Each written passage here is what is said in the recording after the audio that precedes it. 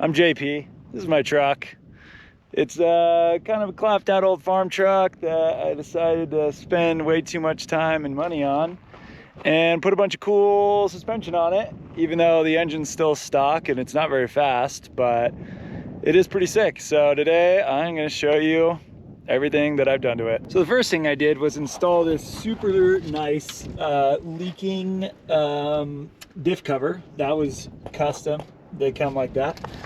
No, I'm kidding. I wrecked that on a rock in Moab. But anyways, this is like a heavy duty steering kit made by John over at Carrick Customs. This whole build is, everything is his stuff and he is the friggin' man. These are our Fox internal bypass 2.5 coilovers. They're 10-inch and they definitely ride super nice. I did revalve the inner bodies to be a little bit more soft in the ride zone, which has been sick. Currently just have my limit straps tied up because I'm doing some testing right now. Since this thing is a solid axle, it doesn't have a ton of up travel. So basically the engine cross member kind of gets in the way of everything. But there's not a ton of up travel, but the down travel is pretty insane. This is a prototype that we're working on right now. It's a 4-link kit rather than a radius arm kit, which essentially keeps the caster the same throughout, you know, the travel of the suspension. And there's no more steering input from the suspension travel.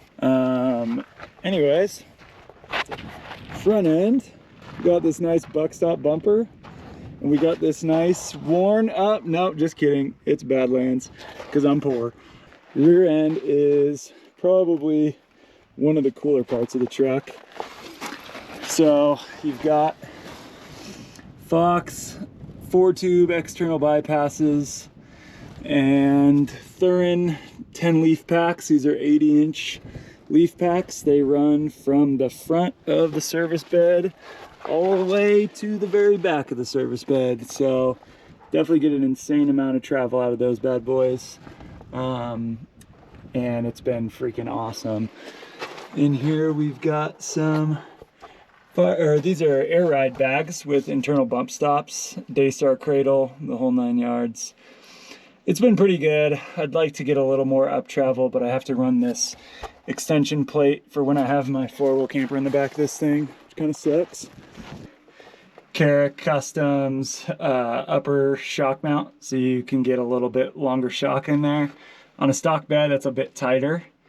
We probably could have put bigger shocks back here, but whatever. They're 10-inch stroke, 4-tube external bypasses.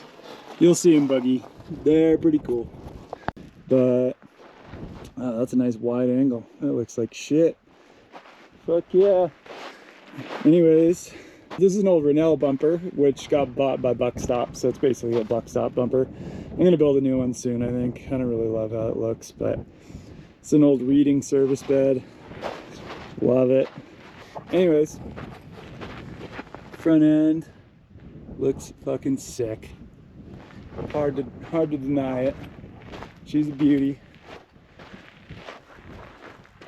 But yeah, the 4-link kit has been really sick. I'm testing it right now. That's why I'm out here today. Yeah, other than that, I think we're gonna go drive this sucker. Anyways, up in this old girl. Oh, yeah, 5-speed Manuel. Got this fancy little deck on there because I'm a bougie bitch. Check the old odometer. Pretty low miles on this thing. Yeah. Yeah, pretty impressive. Stock everything. Fires up like a freaking champ. Alright, a little end cap because it's kind of insane how good this thing rides. I don't really have any way to hold this, so I'm just gonna one-hand this sucker. Just throw through some gears. See what happens.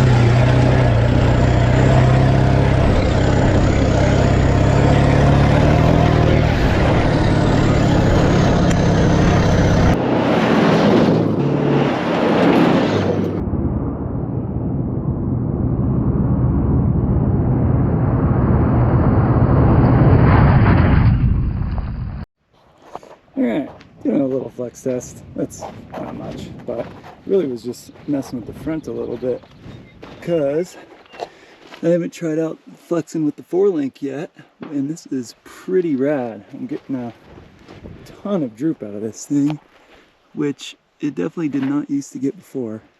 It definitely wouldn't droop out as much because it was using the axle as a limit, and obviously that doesn't work very well. But yeah, this is pretty friggin' cool.